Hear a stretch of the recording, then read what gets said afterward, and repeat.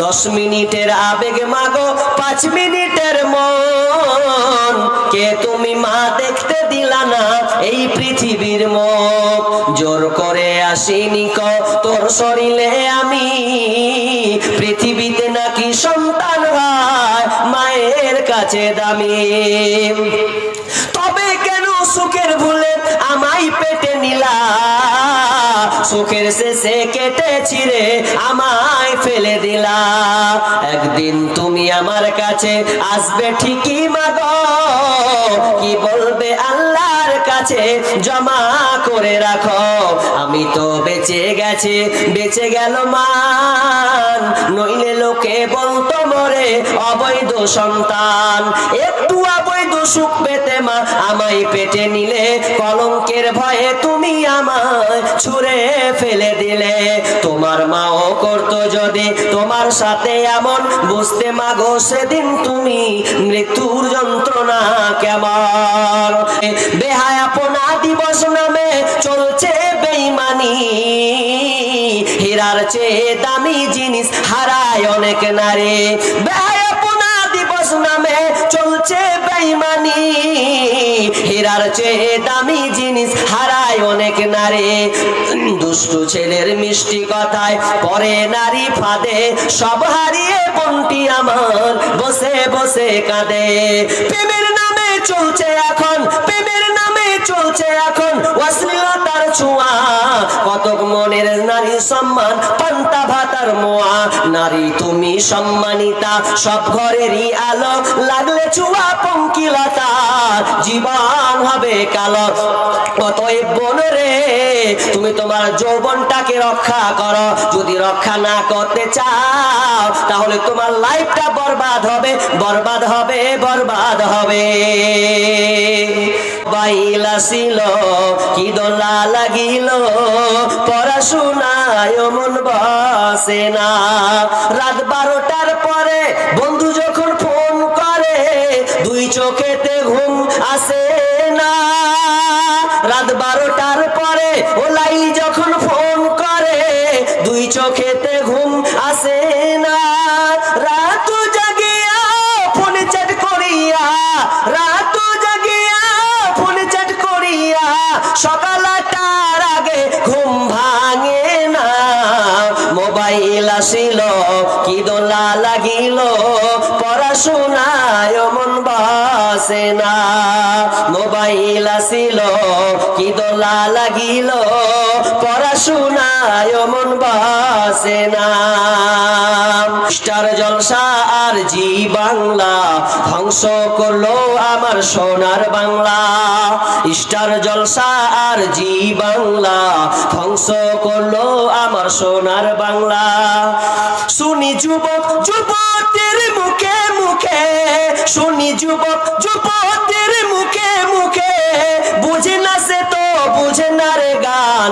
পড়ে না কোরআন ওরা, পড়ে না কোরআন, পড়ে না কোরআন ওরা, পড়ে না কোরআন। পড়েছে তারা ইংলিশ মিডিয়ামে, তাই বাপকে ডাকে আবার ড্যাডি নামে। আব্বা বললে কেমন কেমন লাগছে, আব্বা বাপু কেমন কেমন লাগছে। তারা পড়েছে আজ ইংলিশ মিডিয়ামে, তাই ইসে তাই সকাল দুপুর। ঝগড়া ছাড়া কিছু শেখানো হয় না, ইষ্টি কুটুম আর জলনপুর। ঝগড়া ঝাঁটি সে তাই সকাল দুপুর। টাপুর টুপুর গেল জল নুপুর এলো, টাপুর টুপুর গেল জল নুপুর এলো। পাখি দেখে পাখি, পাখি দেখে ফাঁকি দিল, আরে কত জান। পড়ে না কোরআন ওরা, পড়ে না কোরআন, পড়ে না কোরআন ওরা, পড়ে না কোরআন। স্টার জলসা আর জি বাংলা ধ্বংস করলো আমার সোনার বাংলা। শুনি যুবক যুবতীর মুখে মুখে, বুঝে না সে তো বুঝে না রে গান। পড়ে না কোরআন ওরা, পড়ে না কোরআন, পড়ে না কোরআন ওরা, পড়ে না কোরআন। হাই রে হাই ভাই রে ভাই, এ কেমন যুগে যুগে এসেছে। আজকে মিস কল কালকে ডাইরেক্ট, পরশুতে পরিচয়, চতুর্থ দিন আপা বলে খারাপ হয় দরজ যায়। আজকে মিস কল কালকে ডাইরেক্ট পরশুতে পরিচয়, চতুর্থ দিন আপা বলে খাড়া হয় দরজায়। স্বামী জিজ্ঞেস করলে বলে আত্মীয় এসেছে। হাই রে হাই ভাই রে ভাই এ কেমন যুগ এসেছে, হাই রে হাই ভাই রে ভাই এ কেমন যুগ এসেছে। 24 ঘন্টায় নাই রে বিশ্রাম ফোন বুকের ভিতরে, উদাস উদাস মন তাহারি সংসার করে না রে। 24 ঘন্টায় নাই রে বিশ্রাম ফোন বুকের ভিতরে, উদাস উদাস মন তাহারি সংসার করে না রে। বিদেশে পাঠাইয়া স্বামী, বিদেশে পাঠাইয়া স্বামী বন্ধুর সাথে ঘরে। হাই রে হাই ভাই রে ভাই এ কেমন যুগ এসেছে, হাই রে হাই ভাই রে ভাই এ কেমন যুগ এসেছে। ঠিক মতো আহার জুটে না দামি ফোন তার হাতে, নগ্ন সিনেমা আর ফোন চ্যাট করে ঘুমায় অনেক রাতে। ঠিক মতো আহার জুটে, হাই রে হাই ভাই রে ভাই এ কেমন যুগ এসেছে। এই মোবাইলে যোগাযোগ করে 3 সন্তানের ওই মা, নতুন সংসার করব বলে হয়ে যায় দিবানা। এই মোবাইলে যোগাযোগ করে 4 সন্তানের ওই মা, নতুন সংসার করব বলে হয়ে যায় দিবানা। এই মোবাইল কারো চলছে আবার, এই মোবাইল কারো চলছে আবার, কারো আবার জ্বলছে। হাই রে হাই ভাই রে ভাই এ কেমন যুগ এসেছে, হাই রে হাই ভাই রে ভাই এ কেমন যুগ এসেছে। স্বামী সন্তান পার করে, স্বামী সন্তান পার করে মোবাইল আপন করেছে। হাই রে হাই ভাই রে ভাই এ কেমন যুগ এসেছে। কোথায় গেলে পাব বল কাদা মাটির মানুষ ভাই, কোথায় গেলে পাব বল কাদা মাটির মানুষ ভাই। আকাশ চুম্বি দালান কোঠা এই শহরে ভরা, মানুষ গলির হৃদয় যেন পাথর দিয়ে গড়া। হায় রে পাথর দিয়ে গড়া।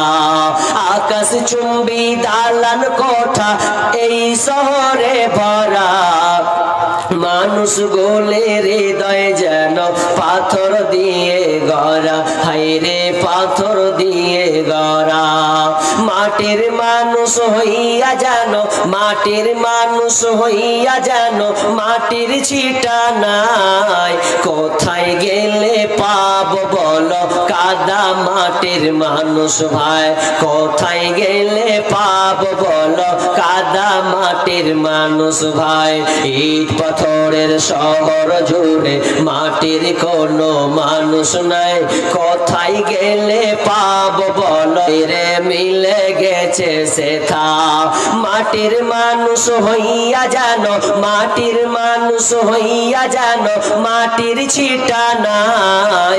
কোথায় গেলে পাব বলো কাদা মাটির মানুষ। মনুষ্যত্ব জ্ঞান বিবেক চেতনা যেটা আমাদের থাকা দরকার, সেটা আপনার পশুর চাইতে অধম হয়ে গেছে, পশুর চাইতে নিকৃষ্ট হয়ে গেছে। পৃথিবীতে আপনি যত হানাহানি মারামারি করছেন, এই কারণে আল্লাহ তাআলা পৃথিবীতে আযাব চাপিয়ে দিয়েছেন যে তারা নিজেকে ডেকে নিয়ে এসেছে। আল্লাহ বলছেন আমি বিপদ দিয়েছি জানো, যাতে তোরা ফিরে আসিস এবং তোদের পাপগুলো ক্ষমা হয়ে যায়। কেন এই বিপদগুলো আল্লাহ দিয়েছেন জানেন? যাতে আপনি ফিরে আসেন। আপনাকে আমি একটা উদাহরণ দিই, বুঝেন ভালো করে। আচ্ছা, উদাহরণটা ভালো করে শুনেন। মিস্ত্রির কাজ কি বলেন তো? মিস্ত্রি বাড়ি বানায় না? বাড়ি বানাই তো, বাড়ি তৈরি করে। এক মিস্ত্রিরা বাড়ি তৈরি করে তো দেখবেন ইঞ্জিনিয়ার, যে ইঞ্জিনিয়ার উপরে থাকে 4 তলা 5 তলার উপরে, তো ইঞ্জিনিয়ারটা ডাকছে। ইঞ্জিনিয়ারটা বলছে ভাই, মিস্ত্রিটাকে ডাকছে।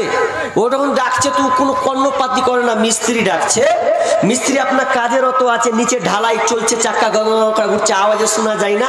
উপর থেকে ইঞ্জিনিয়ার ডাকছে, রে ভাই এদিকে তাকা একটু। একটুও তাকাই না। তো তাকাই না তো তাকাই না, তো এক কাজ করলে তাকাবি না, এক কাজ করি, 500 টাকার নোট বের করেছে। ও 500 টাকার নোট বের করে ওর মাথার সামনাসামনি ছেড়ে দিয়েছে। আর যেমন ছেড়ে দেওয়া, লোকটা বলছে, বাহ রে, কার 500 টাকা রে? 500 টাকা পড়ছে, কর করে নোট 500 টাকা। তো মানুষ যখন দেখবেন পয়সা পড়ে পায়, তো সঙ্গে সঙ্গে তুলে না, ও পাখাটা কেন করে হঠাৎ একটু হঠাৎ হঠাৎ পাটাকে ঢেকে নিলে, যাতে কেউ দেখতে না পায় যে আমি টাকাটা তুললাম। হয় না ভাই এরকম? হয়, মানে পাটা সরে সরেও ঢেকে দিল। তো ওই রকমই ও বান্দা কি করেছে, ওই মিস্ত্রি আপনার পাটাকে সরিয়ে এইভাবে চারিদিকে তাকিয়ে নিয়ে, কেউ দেখতে পেয়েছে আমাকে, কি টাকাটা চেয়ে নেবে, তো আবার টাকাটা নিয়ে পকেটে ভরে নিলে। ও ওপর থেকে টাকাটা ফেলেছে, কিন্তু একবার ওপরে তাকাই না। ইঞ্জিনিয়ার বলছে, যাক টাকা ফেললাম, ওপর দিকে তাকালি না, তোর এত লোভী। বলছে আবার ফেলা যাক। আবার 500 টাকা একটা নোট ফেলেছে। লোট যেমন ফেলা, ওর সামনে সামনে পড়েছে, আর সামনে সামনে পড়তে গিয়ে ফের আবার তাকাচ্ছে, কার টাকা রে? বারবার ওপর দিকে কিন্তু তাকাচ্ছে না, বারবার টাকাটা লিখে দে, ফের আবার লুসলুস করে পকেটে ভরে লেছে। ইঞ্জিনিয়ার বলছে, ইয়াকে টাকা দিয়ে এবার কাজ হবে না, একটা টাকা দিবি যাতে ও টাকায়, কিন্তু কাজ হবে না। কি করতে হবে এবার দেখ, কি করি তোর আমি 12টা বাজাবো। তখন আবার কিছু একটা ঢেল দিয়েছে। ঢেল যখন নিয়েছে পাথর, এই ছোট্ট ভালো করে দেখবেন, পাথর যখন নিয়েছে, তো ওর সামনাসামনি 5 তলা উপর থেকে রিং করার মাথায় ফেলছে। আর যেমন 5 তলা উপর থেকে রিং করে ফেলার পাটাম করে মাথায় লেগেছে, তখন বলছে, হ্যাঁ, মানে এতক্ষণ হাঁক মারলে তো আর দেখেনি। আর যখন ওর লোড পড়েছে মাথাতে, মানে মালটা তো উপর থেকে পড়েছে, যখন পড়েছে পাটান করে, তখন ইঞ্জিনিয়ার করছে, হ্যাঁ ভাই আজকে করে তাকাছিস, তাহলে চিল্লা মরে গেলে অতক্ষণ থেকে ডাক মারছি, শুনতে পাস না। আর এমনি এখন মাথায় পড়েছে, তো তুই উপর দিকে করে তাকাছিস, তাকালি কেন? পয়সা নেওয়ার সময় উপরে তাকাসনি, এদিকে চারদিকে তাকালি, তো ঠিক ওর দিকে তাকালে বলছে অতক্ষণ থেকে হাঁক মারছি, শুনতে পাস না। ঠিক তেমনি ভাবে আমার আল্লাহ সুবহানাহু ওয়া তাআলা যে আযাবগুলো দেন, এই আযাবগুলো কেন দেন?